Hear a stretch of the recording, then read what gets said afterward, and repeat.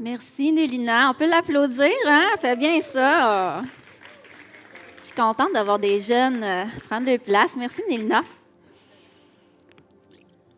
Merci à l'équipe de louange aussi. On peut les applaudir. Merci beaucoup. Bon matin, tout le monde. Re-bienvenue. Re-bienvenue ce matin. Je suis contente de vous voir. Ça fait du bien. Ça fait comme un mois qu'on est en pause. Fait que je suis super contente d'être là ce matin. D'être avec vous pour continuer. En fait, pour terminer, il nous reste 2 semaines à la série qu'on avait commencé. Notre série d'été, nous, c'était les détours. Les différents détours qu'on peut prendre. Puis on se concentrait sur les petits prophètes. Les petits prophètes qui se trouvent dans l'Ancien Testament. L'idée de cette série-là, c'est qu'on connaît tous des détours, puis on va en connaître encore. Quand je parle de détours, en fait, l'idée des détours, c'était des saisons, des fois, où on a des éloignements envers Dieu. C'était des fois où on a des périodes de fuite, des moments d'éloignement, des choix qui nous amènent ailleurs que ce que Dieu avait prévu pour nous. Est-ce que tout le monde se voit là-dedans? Moi, je lève ma main. Donc, c'est quelque chose qu'on connaît, qu'on a expérimenté, puis qu'on va expérimenter encore, des fois malgré nous. Puis l'origine, souvent, du fait qu'on s'éloigne, qu'on prend certains détours, bien souvent, ça va être face à des déceptions, ça va être face à des blessures. Des fois, c'est de l'orgueil, l'entêtement qu'on a. Des fois, c'est des peurs, des fois, c'est du découragement.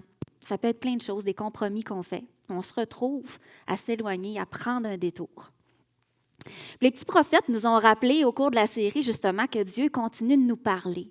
Il continue de nous poursuivre, de nous aimer, de nous appeler, même dans notre fuite, même dans nos détours. Fait que Dieu, ce n'est pas un Dieu qui abandonne ses enfants, mais c'est un Dieu qui est fidèle et qui laisse toujours une place pour un retour. Fait que ce matin, le détour qu'on voit, c'est le détour de l'incompréhension. Est-ce qu'il y en a qui sont dans l'incompréhension par rapport à Dieu des fois? Moi, je vais lever mes 2 mains. Hein? Combien de fois, des fois, on ne comprend pas qu'est-ce que Dieu fait? Puis ce matin, bien, on se concentre sur un des petits prophètes qui est Habakkuk. Donc, avant de continuer, bien, je vais prier, si vous le permettez. Seigneur, je te remercie. Je te remercie pour ta présence ce matin. Je te remercie pour ta parole. Puis je te remercie pour ton message. Seigneur, moi y compris, viens parler à nos cœurs, Seigneur. Viens faire le travail que tu veux faire. Viens nous parler, Seigneur, au cœur de nos luttes, au cœur de nos incompréhensions. Seigneur, donne-nous ta perspective, donne-nous ton cœur ce matin. Puis viens faire le travail que toi seul sais faire dans nos cœurs. Seigneur, on veut te laisser toute la place. C'est en ton nom, Jésus, compris. Amen. Donc, si je vous mets un petit peu dans le contexte d'Habakkuk, on dit les petits prophètes, c'est pas parce qu'il n'y avait pas d'importance, c'est vraiment par rapport à la grosseur du livre. Parce que d'autres prophètes ont, disons que le volume dans la Bible est plus important, mais ça ne veut pas dire, les petits prophètes, que c'était des petits messages moins d'importance. Au contraire, il y a des messages tout aussi puissants, c'est juste que le livre est moins long. Puis c'est ce qu'on voit dans Habakkuk, qui a à peu près 3 chapitres. Mais il y a un message très important, il y a un message puissant. Puis si je vous mets dans le contexte de l'époque, on est au temps d'Habakkuk, Israël au complet, le peuple de Dieu est déjà divisé en 2. Il y a le nord qui est Israël, puis il y a le sud qui est Juda, mais le nord est déjà dispersé et détruit. Donc, la parole s'adresse au royaume de Juda. Et puis, Habakkuk qui commence au début de son livre, puis c'est vraiment un cri du cœur. Il crie à Dieu son désarroi, son incompréhension. Habakkuk est témoin qu'il voit dans le royaume de Juda de la violence, il y a de l'injustice, il voit la corruption des autorités, puis il y a comme un dégoût. Il voit les malhonnêtes qui s'en sortent mieux que les gens honnêtes. Puis je ne suis pas sûre que Ab, je vais l'appeler Ab, Ab, bien, je ne suis pas sûre qu'il serait dépaysé tant que ça aujourd'hui dans notre monde. Hein? On voit un peu les mêmes choses, on constate les mêmes choses. Il suffit de regarder les nouvelles, il suffit de s'intéresser, de s'informer un peu pour voir qu'il y a toutes sortes d'injustices encore. On vit personnellement des injustices, mais il y a toutes sortes de choses qui se passent dans le monde. Il y a des guerres, il y a de la violence, il y a toutes sortes de choses. Donc, ce n'est pas beaucoup différent d'aujourd'hui. Puis Ab et nous, bien, il y a ce débat-là dans notre cœur qui prend place quand on voit ça, comme une lutte, puis c'est ce qui se passe dans le cœur d'Habakkuk, d'Ab, qui se déroule dans sa compréhension de la justice de Dieu versus qu'est-ce que Dieu fait en lien avec les injustices du monde. Parce que ce qu'on constate, c'est que la vie, ce n'est pas un film Hallmark. On est d'accord? C'est pas que tout est beau, tout est rose, tout se passe bien tout le temps, malheureusement. Puis c'est ce que la Bible fait aussi. On constate que la Bible, ce n'est pas un conte de fées non plus. La Bible, Dieu, dans sa parole, ne cache pas les injustices, les violences. Il ne cache pas la laideur de l'humanité. Au contraire, il l'expose. On commence le livre justement par le cri du cœur d'Habakkuk ce matin, Habakkuk 1, versets 2 à 4. « Jusqu'à quand, ô Éternel, appellerai-je à l'aide sans que tu ne m'entendes? Jusqu'à quand devrais-je crier vers toi au sujet de la violence sans que tu sauves? Pourquoi me fais-tu voir de telles injustices? Comment peux-tu te contenter d'observer les méfaits qui se commettent? Je ne vois devant moi que ravages et violence. Il y a des querelles et des conflits qui surgissent. À cause de cela, on ne respecte plus la loi et le droit ne triomphe pas. Car les méchants empêchent les justes d'agir. Les jugements sont rendus corrompus. » Donc, c'est le cri du cœur d'Ab qui est là ce matin. Puis, il vient vers Dieu, il est cache. Il est cache avec Dieu, il dit, jusqu'à quand? Pourquoi? Pourquoi tu ne fais rien? Pourquoi il se passe tout ça dans le monde puis tu ne fais rien? Puis pourtant, Ab, il connaît Dieu, c'est un porte-parole de Dieu, c'est un prophète. Il sait que Dieu il est juste, mais pourtant, il voit de l'injustice. Il sait que Dieu il est tout-puissant, mais pourtant, on dirait que Dieu semble rien faire.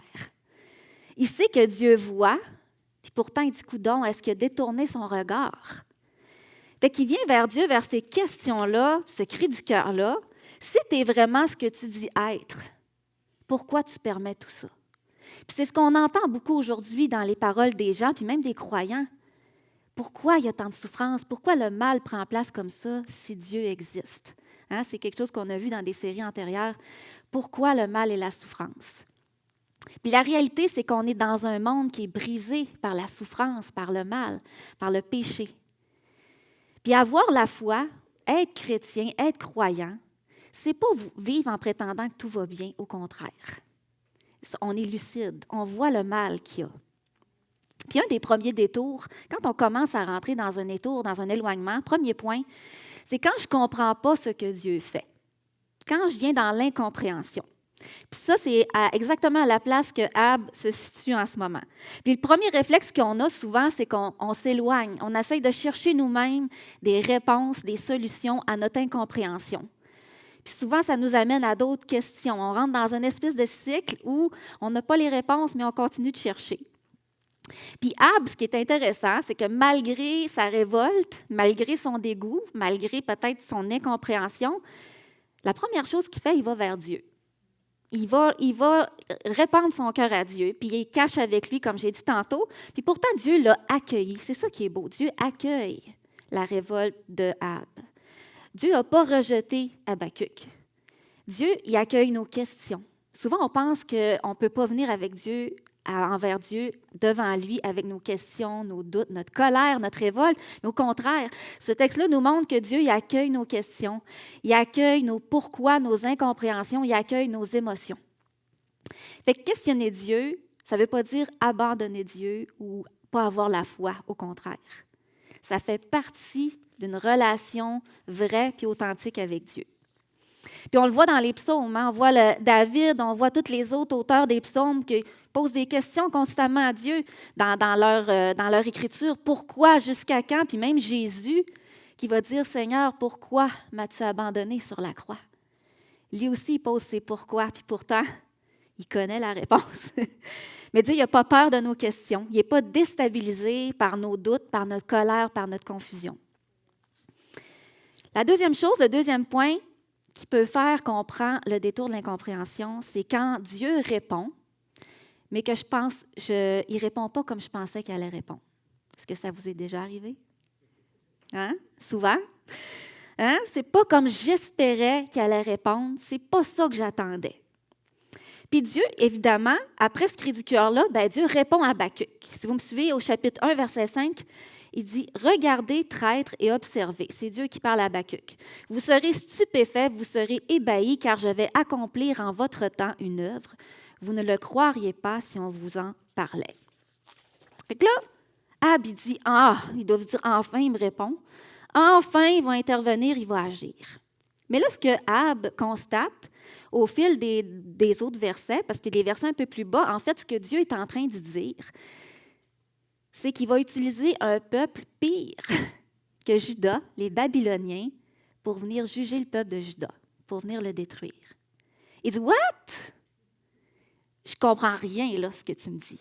Je te demande d'agir dans l'injustice de ton peuple, puis là, tu envoies un peuple plus corrompu pour venir le juger.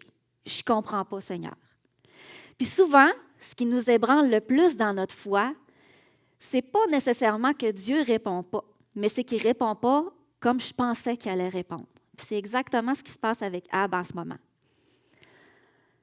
Ça vous est déjà arrivé sûrement de prier pour un projet, de prier pour une relation, une décision que vous avez à prendre.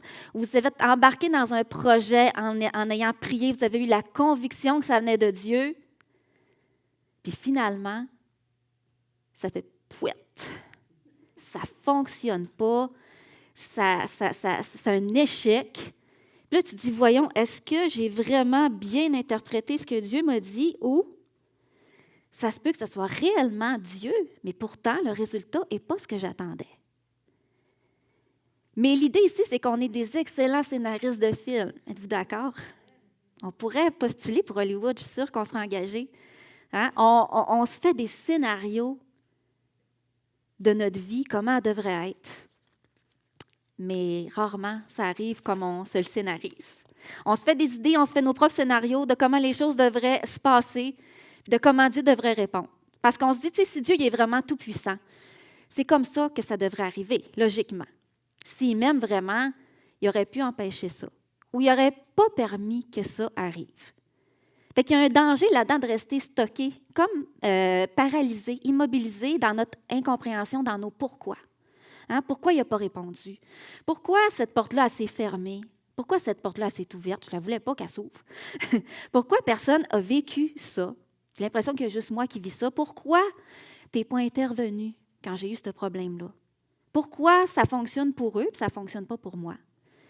Pourquoi ça n'a pas marché? Hein? Tellement de questions qu'on a. Pourquoi pas avant, maintenant? Le problème avec Dieu, ce n'est pas d'avoir des questions. Le problème encore plus dangereux, c'est quand je me dis, tant que je n'aurai pas compris, je vais rester ici, je ne bougerai pas. Puis souvent, inconsciemment, c'est ça qu'on fait. On arrête d'avancer. Puis là, le détour, l'incompréhension, ça peut devenir un cul-de-sac dans notre vie.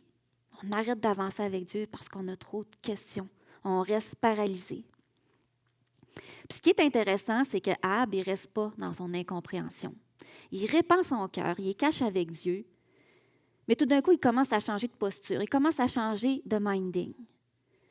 Dans Habakkuk, à chapitre 1, verset 12, il dit à Dieu, « N'es-tu pas depuis l'origine, ô Éternel? Tu es mon Dieu, mon Saint, tu ne meurs pas. » Il est en train de switcher un petit peu. Il dit à ce stade-là, en fait, Ab, il n'a pas compris ce que Dieu faisait plus. Là. Il est encore plus dans la confusion avec sa réponse. Mais il décide de dire, OK, je ne comprends rien, mais je vais revenir à ce que je connais, à qui Dieu est. Fait qu'il revient à ce qu'il connaît de Dieu, qui est éternel, il est créateur, il connaît tout.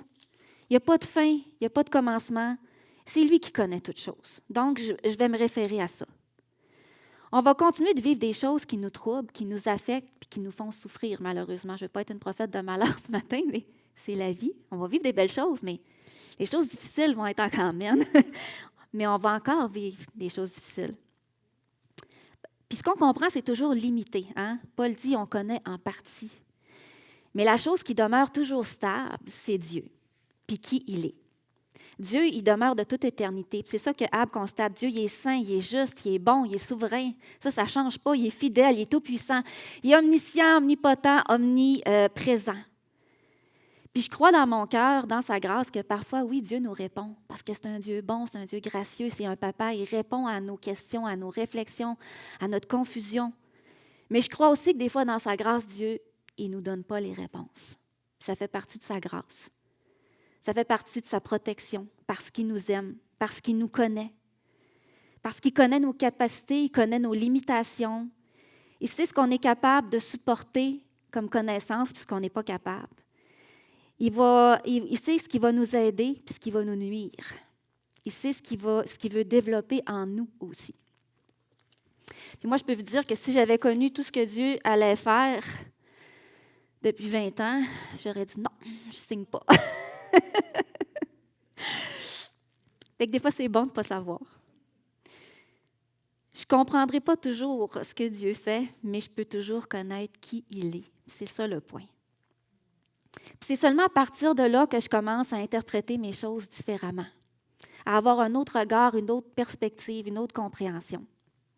Puis c'est intéressant parce qu'on voit dans les évangiles, Jésus, à un moment donné, il rentre au temple, puis je crois que c'est un jour du sabbat, puis il y a un aveugle né depuis la naissance. Ça se trouve dans Jean 9, l'histoire, mais je vous fais une histoire courte.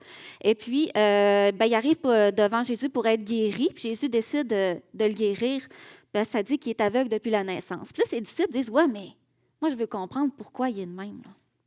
C'est-tu lui ou ses parents qui ont péché? Je veux l'explication, là. » Mais Jésus ne va pas dans ce sens-là. Il dit, « Non, c'est pas ça le point. C'est pas là qu'on s'en va. » Il dit, l'important, c'est que Dieu veut faire une œuvre dans sa vie. C'est afin que les œuvres de Dieu soient manifestées. Puis c'est ça que Dieu veut faire dans notre vie. Il ne répondra pas à toutes nos questions, mais Dieu veut faire une œuvre dans notre vie. Puis ça prend du temps. Fait qu'Ab, après son cri du cœur, au chapitre 2, verset 1, il dit « Je veux être à mon poste et me tenir sur la tour. Je veux veiller pour voir ce que l'Éternel me dira. » Fait que dans la foi aussi, il y a l'attente. Le temps de l'attente. C'est-tu le fun, ce temps-là? Hein? Je déteste l'attente aussi. L'attente, c'est pas facile. Surtout dans notre monde. On vit dans un monde de l'instantané. Puis c'est devenu réalité. C'est comme la nouvelle réalité, c'est l'instantané. C'est plus normal d'attendre. On est devenu habitué à plus attendre. Hein? On cherche quelque chose, il y a l'intelligence artificielle. Hein? C'est facile. Je me demande une information, fais-moi un itinéraire de voyage. Hey, clouc, clouc, clouc, clouc, clouc. Super facile. On cherche une adresse, GPS. On cherche un bon resto, Google. Hein? On veut parler à quelqu'un, texto. On veut regarder quelque chose, les plateformes streaming en ligne, on a accès tout de suite. On ne prend plus le tour pour aller louer un film, revenir à la maison. Non, c'est tout de suite. On veut acheter quelque chose, livraison rapide pour ne pas nommer Prime. On veut savoir c'est quoi nos symptômes, mauvaise idée. Ils vont nous trouver une maladie, c'est sûr. On veut savoir si on est une bonne personne, une bonne épouse. C'est sûr qu'il va me dire que je suis une bonne épouse, une bonne personne, une bonne amie. Il ne me remettra pas en question. Fait que Seigneur, j'ai prié, est où ma réponse? Hein? Souvent, on est comme ça, j'ai prié, Dieu ne me répond pas. Mais Dieu, ce n'est pas une application. La prière, ce n'est pas une barre de recherche. Puis ma relation avec Dieu, là, ce n'est pas avoir le bon prompt, la bonne formule pour avoir la bonne réponse que je veux. C'est pas comme ça que ça marche. La voix de Dieu, elle ne se trouve pas sur ChatGPT, sur Gemini, sur Claude et toutes les autres intelligences.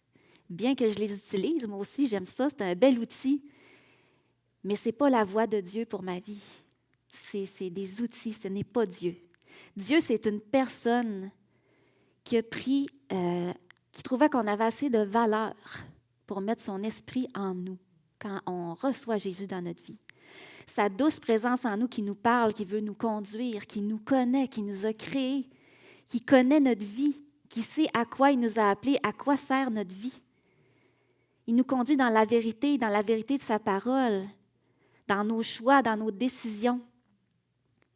Puis cette attente-là, souvent, on s'en sert pour combler, on voit ça comme un vide qu'il faut combler. Puis on ne sait plus discerner, les croyants aujourd'hui, malheureusement, on a de la misère à discerner la voix de Dieu, parce qu'il y a tellement de voix facilement accessibles. Puis on se pose toujours la question, mais Seigneur, c'est quoi ta volonté? Puis pourtant, Jésus dit, mes brebis entendent ma voix. Elles me connaissent, elles me suivent. Mais ça devient tellement difficile aujourd'hui de juste s'arrêter, faire de la place pour apprendre à connaître la voix de Dieu, pour apprendre, donner de la place à sa parole, de la place à juste passer du temps avec Dieu. Faire de la place. Quand Ab dit « Jusqu'à quand? Jusqu'à quand, Seigneur? » Ça veut probablement dire que ça fait un méchant bout qui attend. Tu sais, jusqu'à quand, là? Hein? C'est assez. Mais souvent, Dieu, il travaille dans cet espace-là qui s'appelle l'attente. Puis j'aime l'image parce que Jésus utilise beaucoup, tu sais, Jésus utilisait beaucoup les images pour enseigner, pour parler. Il utilise beaucoup l'agriculture parce qu'évidemment, c'est ce qui était commun à l'époque, mais c'était l'idée de l'agriculture que ça prend du temps. Il y a des semences. Ça demande de prendre soin de la terre, enlever les mauvaises herbes, arroser, nourrir. C'est tout un processus, que c'est comme ça que Dieu travaille dans nos cœurs, dans nos vies. Puis on ne sait plus, on a perdu cette notion-là aujourd'hui que Dieu travaille dans le temps, dans un processus avec nous. Mon troisième point, c'est quand l'incompréhension amène la transformation. On veut, tout le monde, que Dieu raccourcisse l'attente. Ça, c'est humain. Personne n'aime attendre. Hein? On sait, les files d'attente, juste en auto, on est rendu impatient. Mais c'est dans l'attente que Dieu fait une œuvre. C'est dans l'attente que notre foi s'approfondit. Habakkuk, chapitre 2, 3, Dieu parle encore à Habakkuk cette fois-là. Il dit « Car c'est une prophétie dont le temps est déjà fixé. Elle marche vers son terme et elle ne mentira pas. Si elle tarde, attends-la, car elle s'accomplira certainement. » Il dit « Attends, sois patient. » C'est normal, il y a de l'attente. Puis souvent, la foi, c'est de rester, même si je ne comprends pas, puis même s'il ne se passe rien. C'est pas facile. Les délais, l'attente, ça ne veut pas dire que Dieu est absent, au contraire. Puis Dieu encore, il finit par dire dans Habakkuk, chapitre 2, verset 4, « Et le juste vivra par la foi. » Le juste vivra par la foi. Dieu ne donne pas plus d'explications à Habakkuk. Il est encore plus confus, mais il dit non, le juste vivra par la foi. Mais il l'invite à lui faire confiance.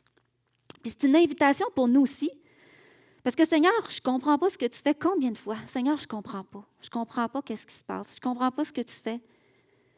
Mais Seigneur, je vais te faire confiance. Aide-moi. Aide-moi parce que là, je ne la trouve pas facile. Je veux continuer à te chercher. Je veux continuer de te faire confiance. Je veux continuer à te prier. Des fois, je me rappelais le centenier qui disait « Jésus, viens au secours de ma foi. » Des fois, j'ai dit « Seigneur, viens au secours de ma foi. » C'est pas facile. Mais le détour de l'incompréhension, ça ne mène pas à avoir toutes les réponses, vous l'avez compris. Mais par contre, ça peut nous conduire à une confiance et une connaissance de Dieu encore plus profonde. J'inviterai les musiciens pour la fin de mon message. Puis j'aime la fin du livre d'Habakkuk.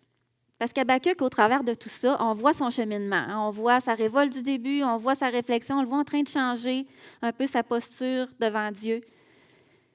Puis à la fin du chapitre 3, verset 18-19, il dit « Mais moi, c'est à cause de l'Éternel que je veux me réjouir. J'exulterai de joie à cause du Dieu qui me sauve. L'Éternel, le Seigneur, c'est lui ma force. Il rend mes pieds pareils à ceux des biches, il me fait cheminer sur les lieux élevés. » Ab est passé du pourquoi à « OK, je vais rester, je ne comprends rien, mais je te fais confiance » à « Mais toutefois, je vais te louer, je vais t'adorer. Parce que je sais qui tu es. » Les circonstances n'ont pas changé. En fait, c'est Ab qui est en train de changer. C'est l'œuvre que Dieu veut faire en nous. Notre transformation est plus importante que notre compréhension, souvent. C'est notre cœur, c'est notre vie qui l'intéresse, c'est qu'est-ce qu'on devient.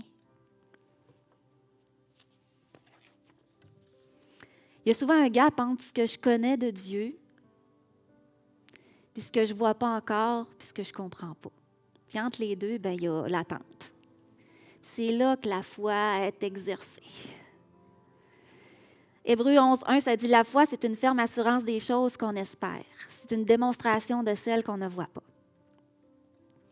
Puis Ab a reçu cette promesse-là de Dieu dans le chapitre 2, verset 14. Il dit « Car la terre sera remplie de la connaissance de l'Éternel. » Il n'explique pas le pourquoi, mais il dit « Je te fais cette promesse-là. La terre va être remplie de ma connaissance, comme le fond de la mer par les eaux qui la couvrent. » Ce que ça veut dire en bon québécois, ce que tu vois maintenant, Ab, ce n'est pas la fin de l'histoire. Ce n'est pas la violence qui va avoir le dernier mot. C'est pas Babylone qui va avoir le dernier mot. C'est pas l'injustice, la corruption qui va avoir le dernier mot. C'est pas les souffrances présentes qui vont avoir le dernier mot. C'est Dieu qui va avoir le dernier mot. Amen. Il ne peut pas mentir sur qui il est. C'est Dieu qui aura le dernier mot dans nos vies aussi. Dernièrement, j'ai pris une formation. Puis, oui, Dan, je te l'ai déjà raconté. Mais on devait faire un exercice. C'était un cours sur l'identité, puis ça m'a beaucoup béni. On devait faire un schéma chronologique de nos vies pour qu'on ait une perspective, en fait, de nos vies sur, les post-it jaunes, ça représente, qu'est-ce qu'on a vécu de beau dans nos vies? Qu'est-ce qui a été bénissant? Qu'est-ce qui nous a, ça nous a fait du bien? Des moments positifs qui ont été marquants. Puis les post-it roses, en fait, c'est ce qui a été souffrant. Des tragédies, des souffrances qu'on a eues. Puis moi, j'étais comme, si je regarde mon passé, j'ai l'impression que j'ai vécu plus de souffrances que de... Je ne sais pas ce que ça va donner, ça ne me tente pas de le faire. Puis l'idée, ce n'était pas de déterrer le passé, mais c'était vraiment d'avoir une perspective de, OK, mais est-ce que tu as appris quelque chose au travers de tout ça? Puis de séparer nos vies en chapitres. Puis ça a vraiment été intéressant parce qu'après ça, avec le recul, je regardais, je me dis, wow, je comprenais pas tout. Il y a des choses que je comprends aujourd'hui, pourquoi je passe au travers ça. Mais il y en a encore que je ne comprends pas. Mais ce que je sais, c'est que je ne ferais pas ce que je fais aujourd'hui si je n'avais pas passé par certaines choses. Puis vous remarquerez que c'est les plus difficiles qui m'ont formé le plus. Puis dans le fond, ce que je croyais, dans le fond, de voir comme le fil de ma vie, c'est la souffrance, Seigneur. Tu sais, on a tellement passé au travers de choses. Puis en le faisant, c'est comme si Dieu me disait, non, le fil de ta vie, c'est ma fidélité, puis ma bonté. Fait que je vais vous encourager ce matin. Probablement, vous ne ferez pas un schéma chronologique. C'est pas votre devoir, inquiétez-vous pas. Mais des fois, c'est bon de juste dire, Seigneur, il fait une œuvre. Il fait une œuvre avec notre vie, avec le bon, puis avec les souffrances qu'on vit, avec nos incompréhensions. Ce que je vois maintenant, ce n'est pas la fin de l'histoire. Puis, je ne sais pas où vous en êtes dans votre vie en ce moment. Puis peut-être que vous, justement, vous n'avez pas fait votre schéma, je le reprends, mais peut-être que vous, ça porte d'autres noms. Tu sais, moi, j'ai mes choses personnelles, mais peut-être que vous, il y a divorce qui est écrit là. Peut-être qu'il y en a, c'est la trahison d'un ami. Peut-être qu'il y en a, c'est l'abandon. On a tous un parcours différent et unique. Mais je veux que vous réalisiez ce matin que Dieu fait une œuvre. Parce qu'il est fidèle, parce qu'il est bon. Fait que je ne sais pas où vous en êtes ce matin, si vous avez des incompréhensions, puis vous êtes resté pris à certaines places. Moi, j'en ai encore des incompréhensions. Est-ce que vous êtes stocké à des places? Vous êtes resté paralysé à des places? Des fois, c'est comme si il y a des sphères de ma vie, ça va bien, mais d'autres, je reste bloquée. Parce que j'ai cette déception-là, j'ai cette incompréhension que j'ai encore. Puis je vous invite ce matin à vous lever, juste penchez vos têtes ce matin, on va remettre à Dieu nos incompréhensions. Puis l'idée, ce n'est pas d'aller fouiller dans le passé, c'est juste de remettre à Dieu. Seigneur, ça, je sais que je ne l'ai jamais compris, puis je veux te le donner ce matin. Ça se peut que ce matin, tu viennes en prière, puis aussi, ça soit juste des pourquoi encore. Tu es au stade du pourquoi. Puis jusqu'à quand? Bien, dites-le à Dieu. Ça se peut que tu sois au stade où tu as besoin d'attendre. Tu as besoin de faire le choix de « OK, Seigneur, je ne comprends rien, mais je vais rester. Je vais rester, puis aide-moi à te faire confiance. » Puis peut-être que tu es à l'étape de « Seigneur, je vais te louer. Je ne comprends rien, mais je vais te louer quand même, parce que je sais que c'est toi qui vas avoir le dernier mot. » Mais je vous encourage ce matin que si tu es là, ce n'est pas la fin de l'histoire. C'est ça que ça veut dire. Tu vis encore, tu respires, ce n'est pas la fin de l'histoire. Tes incompréhensions, tes détours, ils ne surprennent pas Dieu. Dieu est fidèle, il n'est pas comme nous. Sa grâce est plus grande que mes fautes, que mes fuites. Dieu ne cherche pas des gens parfaits, mais il cherche un cœur sincère, vrai. Puis je veux te dire ce matin que le retour est toujours possible. toujours. Notre destination, ça va toujours être Jésus. Notre chemin, ça va toujours être Jésus. Puis la vérité va toujours se trouver en Jésus. C'est lui notre espoir. C'est lui qui contient toutes nos réponses. C'est lui notre vie. Fait que je veux prier ce matin. Seigneur, merci. Merci pour l'œuvre que tu fais dans nos vies, l'œuvre qu'on ne voit pas toujours, l'œuvre qu'on ne comprend pas toujours. L'œuvre, Seigneur, qui nous dépasse parfois. Seigneur, je veux te donner tous nos pourquoi, puis jusqu'à quand ce matin. Il y en a qui portent des noms très spécifiques, puis tu les connais. Seigneur, prends-les. Je sais que tu les accueilles, Seigneur. Seigneur, je te donne aussi tous notre attente qui n'est pas facile, Seigneur. Viens au secours de notre foi. Seigneur, aide-nous à rester, à te faire confiance. À nous rappeler que tu fais une œuvre qui nous dépasse. Seigneur, je te prie aussi que tu viennes nous montrer ta bonté et ta fidélité, Seigneur. Que même si on ne comprend pas tout, on va continuer de te louer, Seigneur. On va continuer de te remercier. Parce que tes bontés, elles, se renouvellent à chaque jour. Ta fidélité, elle se renouvelle à chaque jour, Seigneur. Et Seigneur, ouvre nos yeux sur ta bonté, ta fidélité, ta beauté au quotidien.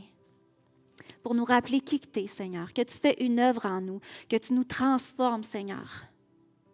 Que notre vie est précieuse pour toi. Que tu as prouvé ton amour, justement, en venant te sacrifier pour chaque personne ici, Seigneur.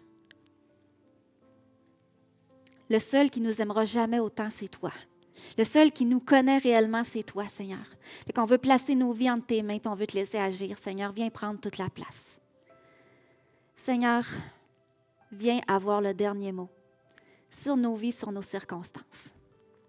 Seigneur, c'est en ton nom qu'on te prie. Amen.